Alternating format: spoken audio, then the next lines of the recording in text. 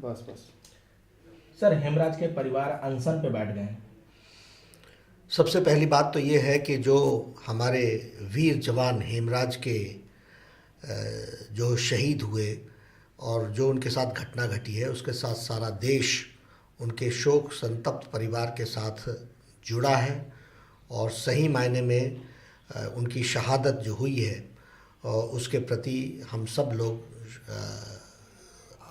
आक्रोशित भी हैं और उनको श्रद्धांजलि भी देते हैं। सारा देश उनके साथ, उनके परिवार के साथ श्रद्धांजलि देता है और सहानुभूति व्यक्त करता है।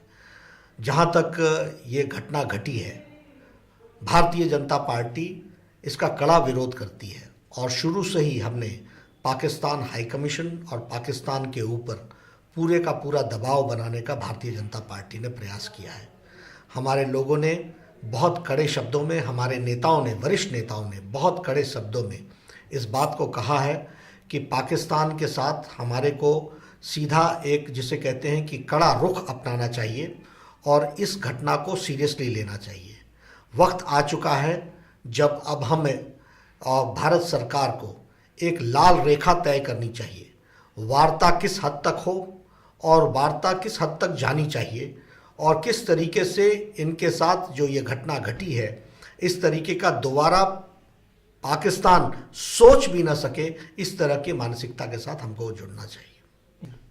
First of all, we all sympathise with the late, our Shaheed, our martyr, Lance Nayak Hemraj, who really fought for the country, and the treatment meted to him by the Pakistan army is condemnable, and it has been condemned by Bharatiya Janata Party and all, right from the very beginning. The whole country is agitated on this issue. Bharatiya Janata Party is equally shares that agitation, and we are all agitated. Our senior leaders have strongly condemned it and have urged the Government of India that the Government of India should take a stern action and a tough stand on this issue. Time has come when we should decide about the red line. And we should also decide that beyond this level, we are not going to have any dialogue with Pakistan. There are issues in which Hafiz Saeed, it has been told that he had come to the LOC, line of actual control, and line of control. And also we are told that whatever he is doing in Pakistan, we very well know that he has been involved in Bombay blast cases. And the way Pakistan is dealing such things, I feel, and the Bharatiya Janata Party feels, that time has come when the Government of India should seriously think about the red line regarding negotiations, and we should not go beyond that. Once again, we condemn and we sympathize with the family of martyr Hemraj.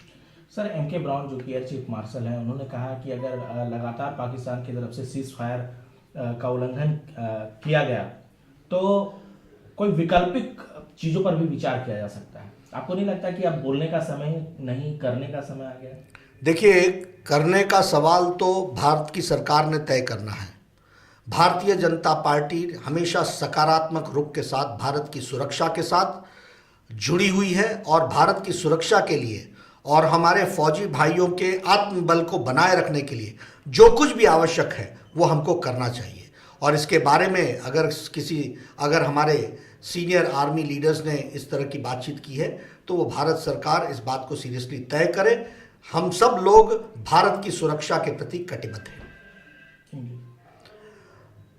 Whatever I hear, I feel that whatever is needed for the country's security and for the morale of the armed forces, the Government of India should take necessary action. Bharatiya Janata Party is all for the country's security and for the morale, keeping the morale of the Indian armed forces.